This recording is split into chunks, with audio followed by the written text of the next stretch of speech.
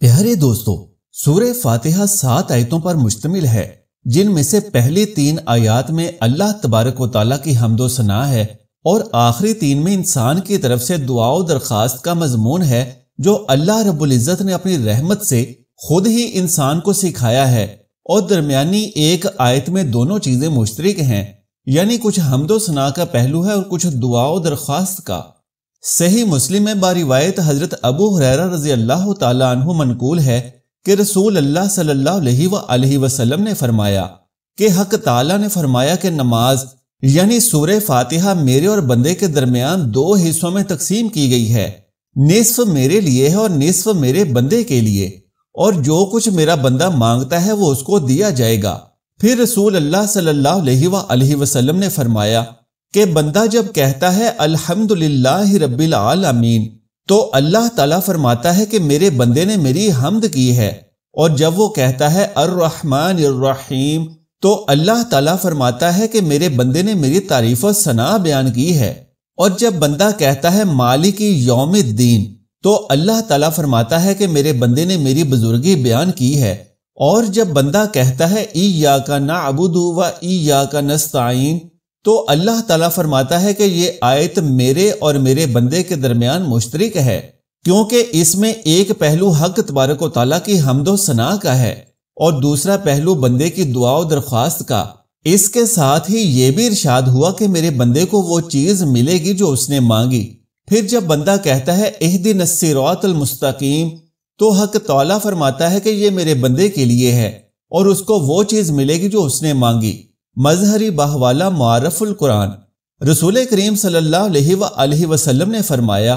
کہ قسم ہے اس ذات کی جس کے قبضے میں میری جان ہے کہ سورہ فاتحہ کی نظیر نہ تورات میں نازل ہوئی، نہ انجیل اور زبور میں، اور نہ خود قرآن کریم میں کوئی دوسری صورت اس کی مثل ہے۔ نیز نبی کریم صلی اللہ علیہ وآلہ وسلم نے فرمایا کہ سورہ فاتحہ ہر بیماری کی شفا ہے۔ اسی طرح حدیث میں ہے کہ رسول اللہ صلی اللہ علیہ وآلہ وسلم نے فرمایا کہ قرآن کریم کی سب سورتوں میں عظیم ترین الحمدللہ رب العالمین ہے۔ پیارے دوستو، رسول اللہ صلی اللہ علیہ وآلہ وسلم کے فرمودات کی روشنی میں سورہ فاتحہ کی 5 باتیں ہمیشہ یاد رکھنی چاہیے۔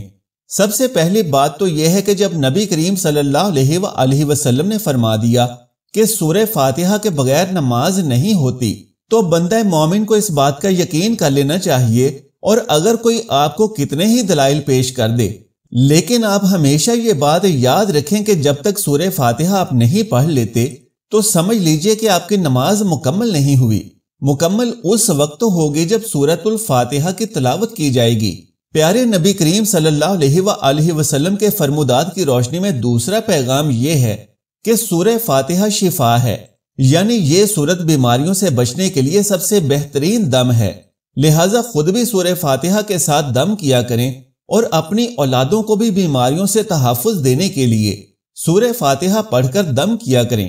پیارے دوستو، سورہ فاتحہ کا تیسرا پیغام یہ ہے کہ اللہ رب العزت کی تعریف اللہ تبارک و تعالیٰ کو بے حد پسند ہے۔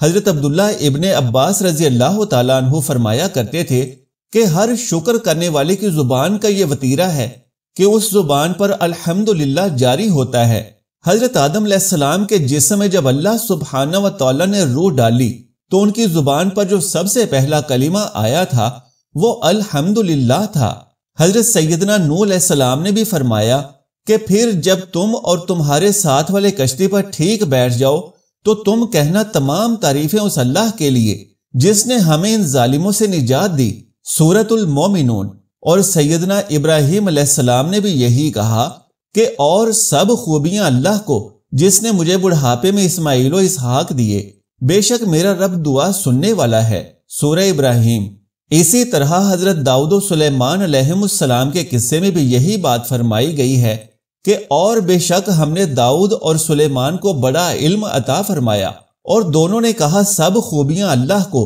جس نے ہمیں اپنے بہت سے ایمان والے بندوں پر فضیلت بخشی، سورہ النمل۔ اور اللہ رب العزت نے پیارے پیغمبر صلی اللہ علیہ وآلہ وسلم سے بھی مخاطب ہو کر فرمایا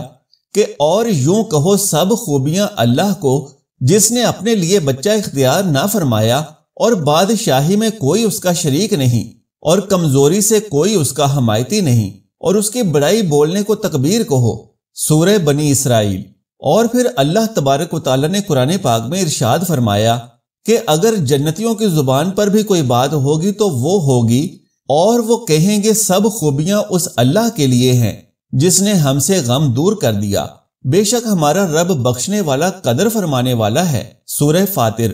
پھر یوں کہیں گے اور تمام تعریفیں اللہ کے لیے جو تمام جہانوں کا پالنے والا ہے۔ سورہ یونس۔ اور پھر احادیث سے بھی ہمیں یہ بات معلوم ہوتی ہے کہ جنت میں داخلے کے لیے جن لوگوں کو سب سے پہلے بلایا جائے گا اور آواز دی جائے گی تو وہ لوگ ہوں گے جو اللہ کی تعریف اور حمد و ثنا کرنے والے ہوں گے، اور اللہ کے رسول صلی اللہ علیہ وآلہ وسلم کو قیامت کے دن جو جھنڈا دیا جائے گا وہ اللہ کی تعریف کا پرچم ہوگا۔ رسول اللہ صلی اللہ علیہ وآلہ وسلم نے فرمایا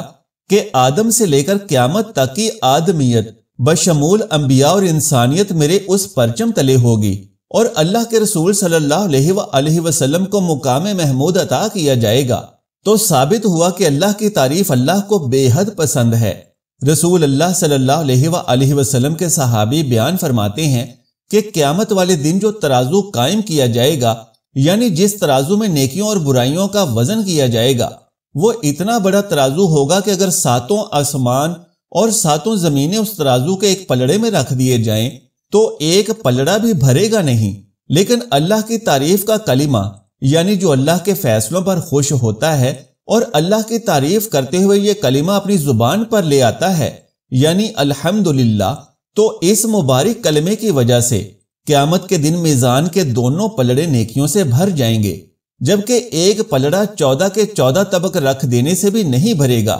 بروایت صحیح مسلم۔ سبحان اللہ، الحمدللہ واللہ اکبر۔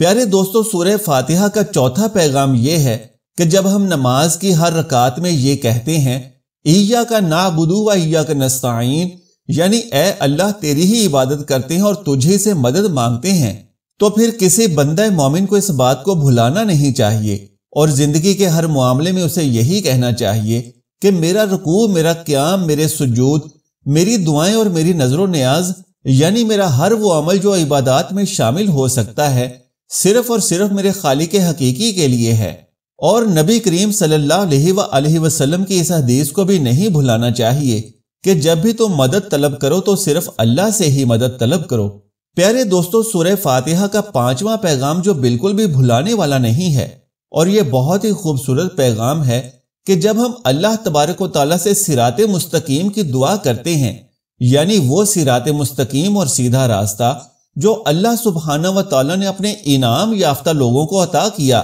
یعنی ہم انبیاء کا راستہ مانگتے ہیں، صدیقین کا راستہ مانگتے ہیں، شہداء کا راستہ مانگتے ہیں، اور صالحین کا راستہ مانگتے ہیں، اور یقیناً ان سے بڑھ کر خوبصورت رفاقت اور کس کی ہو سکتی ہے۔ تو ہم مانگتے ہیں کہ اے اللہ قیامت کے دن انبیاء کے صف میں ہمیں بھی کھڑا فرما، شہداء، صالحین اور نیک لوگوں کا ساتھ نصیب فرما، اور ساتھ ہی ساتھ اس بات کا بھی مطالبہ کرتے ہیں کہ اے اللہ ہمیں ان لوگوں کے راستے پر نہ چلا کہ جن پر تیرا غضب نازل ہوا، یعنی یہودیوں کا راستہ، عیسائیوں کا راستہ، یعنی وہ لوگ جن پر اللہ کا غضب نازل ہوا کیونکہ انہوں نے اللہ کی کتاب کو ٹھکرا دیا اور علم سیکھنے سے اپنے آپ کو دور رکھا۔ لہٰذا ہم اللہ رب العزت سے راستہ مانگتے ہیں انبیاء کا، صالحین کا، اور ان کا جن کو علم سے محبت تھی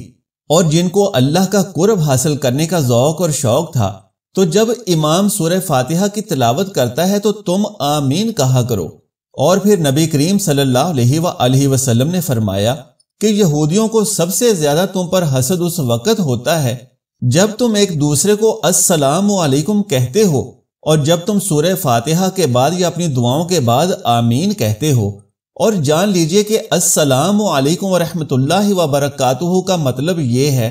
کہ اے اللہ میرے اس بھائی کو سلامت رکھنا اور اس پر اپنی رحمتوں کا نزول فرمانا اور اس کو برکتوں سے نواز دینا۔ اور یہودی اس بات کو بالکل پسند نہیں کرتا کہ کسی مسلمان کو خیر و برکت نصیب ہو جائے اور اس پر اللہ کی رحمتوں کا نزول ہو۔ لہٰذا یہودی کو سب سے زیادہ تکلیف، دکھ اور حسد اس وقت ہوتا ہے جب مسلمان آپس میں ایک دوسرے کو سلام کہتے ہیں اور جواب دیتے ہیں، اور دوسرا موقع جب مسلمان امام کے پیچھے کھڑے ہو کر یا جب اکیلے نماز پڑھتے ہیں تو ولدالضالین کے بعد آمین کہتے ہیں۔ اللہ رب العزت سے دعا ہے کہ ہم تمام مسلمانوں کو زیادہ سے زیادہ اللہ کی تعریف کرنے، یعنی ہر حال میں نہ صرف الحمدللہ کہنے بلکہ اللہ کے شکرانے سے اپنی زندگیوں کو مزین کرنے کی طاقت و توفیق مرحمت فرمائے۔ میرا سنانا اور آپ کا سننا قبول و منظور فرمائے، آمین یا رب العالمین۔